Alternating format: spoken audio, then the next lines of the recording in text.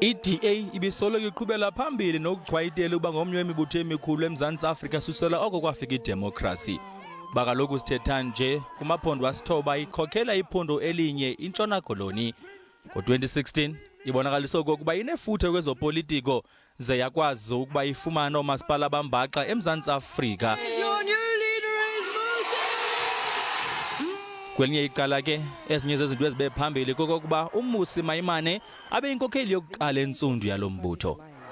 Quite impressively, winning all sorts of metros and, in 2016 especially. Of course, they didn't do well in 2019, mainly because the party was not entirely unanimous around issues of racial redress.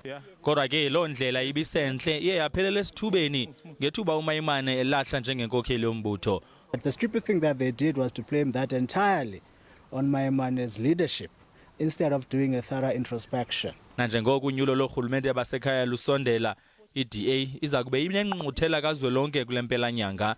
Kulapho ke uMbali, Ntuli noJohn Steenhuisen bajonge ukuba bafumane isikhundla esiphezulu.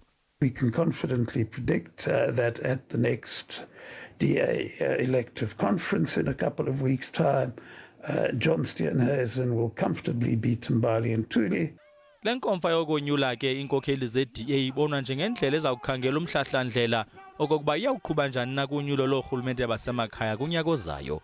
Ndingwabongile Dumako, kwiindaba ze-SABC eRhawutini.